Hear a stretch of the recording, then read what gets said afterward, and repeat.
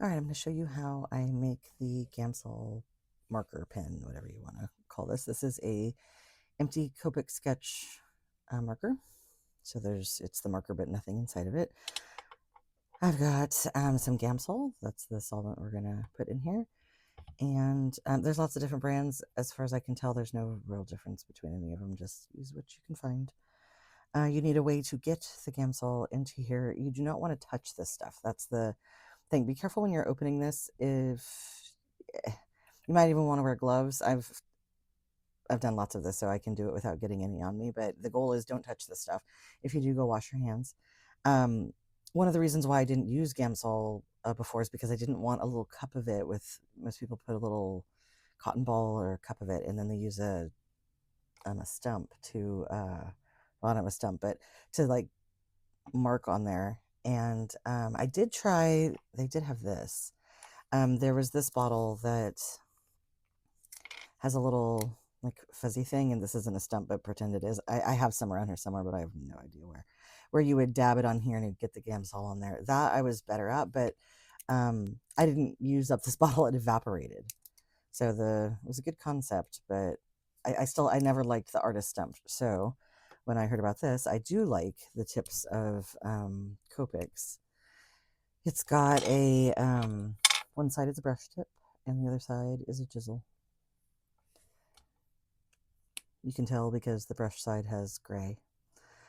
Okay, so we're going to fill it through this side. Now, normally, if this already had gamsol in it, I would wear gloves, but this is dry. It's brand new. So you can pull it out with your fingers, but you might damage it, and it's not easy. It's easier to just get a pair of tweezers and just make sure that you're not squishing the tip of it.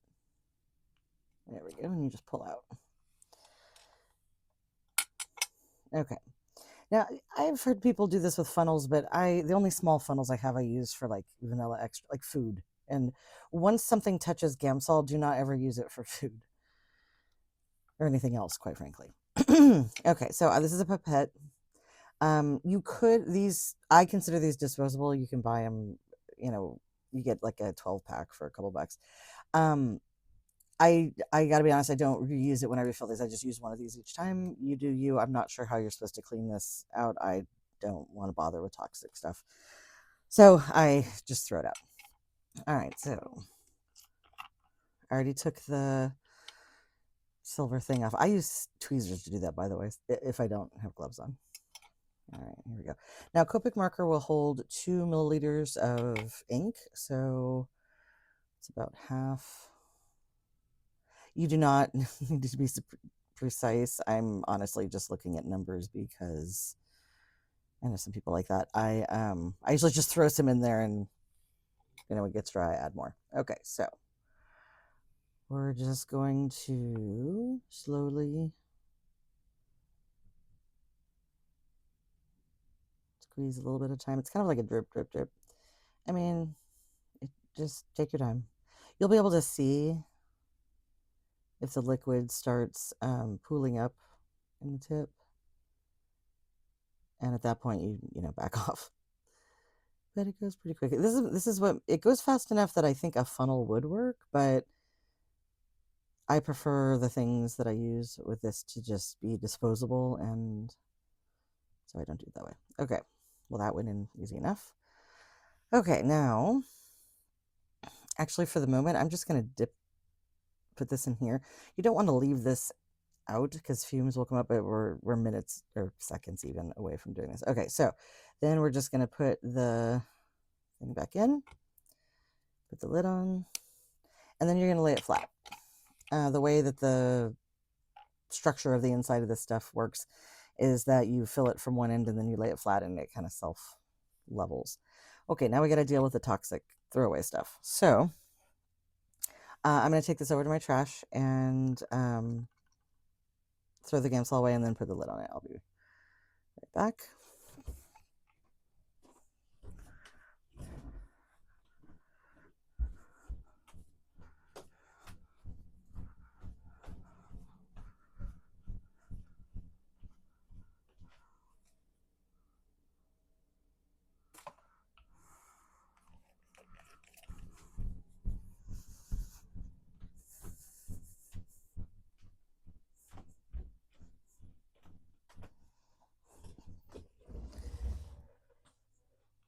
And I'm back. I don't even know if I need this part of the video.